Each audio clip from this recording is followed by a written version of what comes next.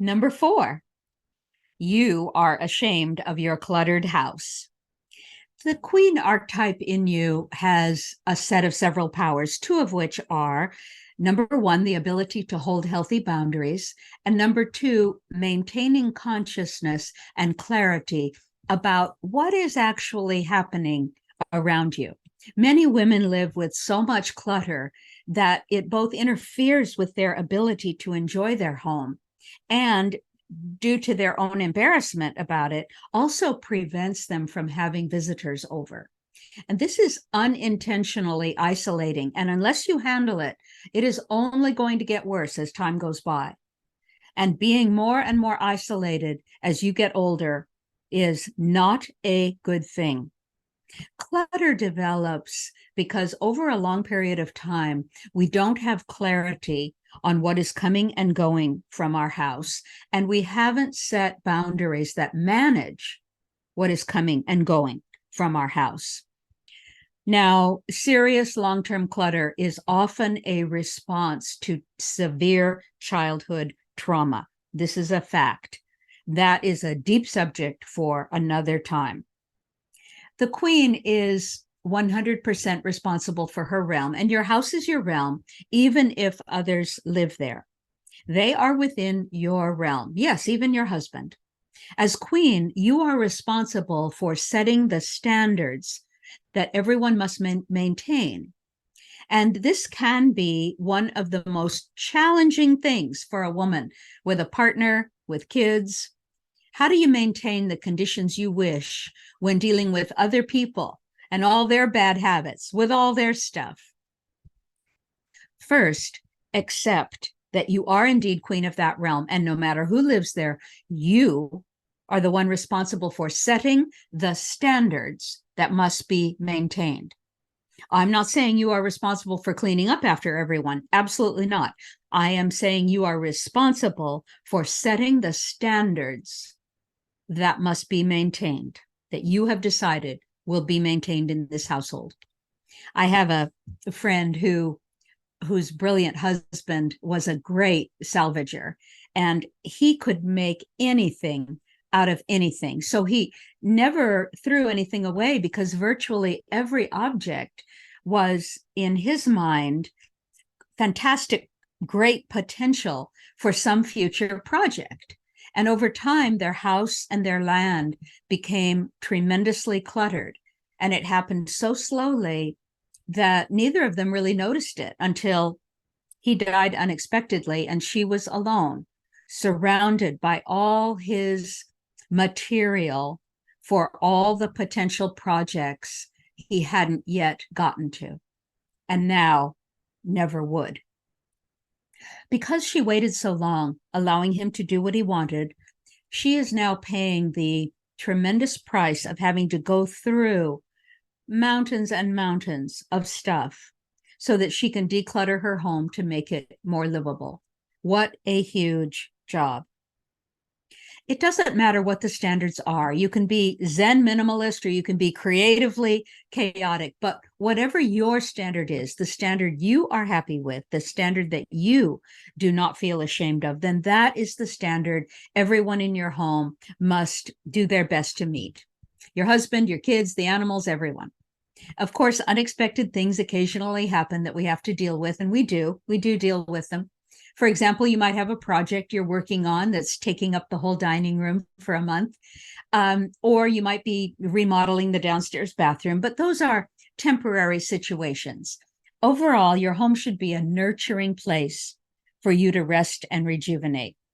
But unless you've decided that you are like Queen of the Hermits, it should also be a welcoming place that you feel pleased to have friends and neighbors visit. If you find yourself reluctant to invite people over because you feel ashamed of your house, it's probably because of one of two reasons. One, you are failing to hold to a standard that you believe in, and you're disappointed in yourself. Or two, you are failing to hold to a standard you don't really believe in, but which you have been conditioned and trained to think is the correct standard. And now you are rebelling against that brainwashing, that training.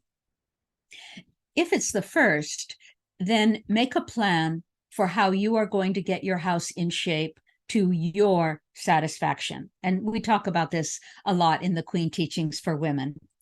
It's not frivolous to want a home that nourishes you, that feels beautiful to you. It's important. Your home is your second body.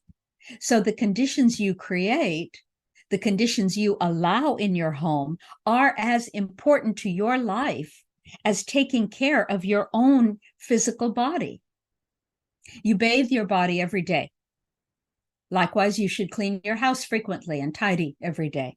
You nourish your body with appetizing, healthy, good food. Likewise, same with your house. Your second body, your home, is a living being, and it wants to offer a bit of beauty to you, to nourish you.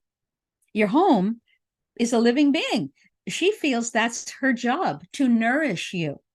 So have something of beauty that allows your home to nourish you. You can decorate for each season if you like. And, it doesn't have to be a big, complicated thing. You don't have to spend thousands of dollars at Michael's for, plastic junk from China. You do not. One of my minimalist friends honors the seasons and beautifies her home with one simple decoration per season, something she finds in nature and brings home. She asks permission before she takes a stone or a leaf. She asks permission, and she brings it home and she puts it on her coffee table. For autumn, it might be a single beautiful dried maple leaf next to a candle. For winter, it might be an unusual stone she found hiking. For spring, it might be some little pussy willows she picked and put in a bud vase. For summer, it might be a lovely shell she found at the beach. Have something of beauty. At least have a scented candle you light when you come home. Greet your home. Remember, she's a living being. Greet your home when you return. Welcome yourself home. Have something of beauty in your home that nourishes you. And it's your realm. My friend Marcy wanted a small table in a back room to have her altar on it. And her snooty husband, who fancied himself the big king and a designer, he said, "Oh, no, we're not having that in the house. It doesn't go with my design." Guess who was queen of that house in that moment? Well, not for long.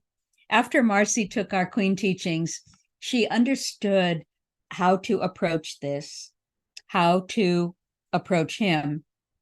She prevailed, and she had her beautiful, nourishing altar. She was once again queen of her realm. Just like your body needs cleaning and nourishment every day, your body also naturally eliminates waste every day, or at least it should. Remove accumulated rubbish from your second body, your house, your home, every day, certainly.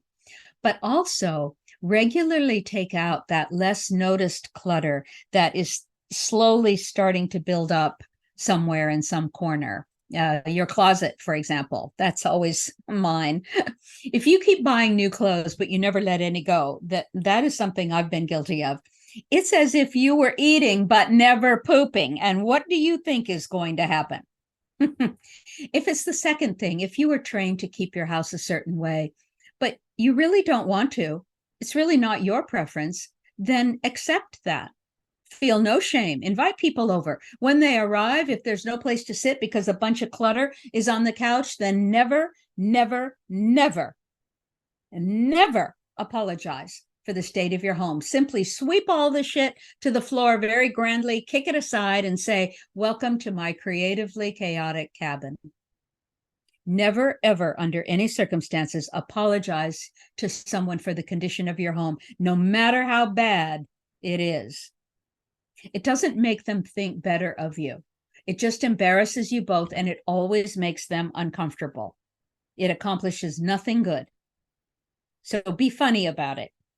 Accept yourself, and they will too. You are queen of your realm, and you have the right to set the standards in your home. But you need to be willing to see what's really happening, to have clarity on that. Then you need queenly boundaries to begin improving things. Marcy used to say, if you always do what you've always done, you'll always get what you've always got. That was her favorite thing, used to drive me crazy. Your queen has sparkling crystal clear clarity and powerful, healthy boundaries. If you are finding that your home is embarrassing to you, or if you're ashamed of having people over, if your place is cluttered to the point of not nourishing you, then let your queen up and out of the dungeon of your soul and bring her forth into the light and let her set it right. You can have a tidy and welcoming home. Blessed be.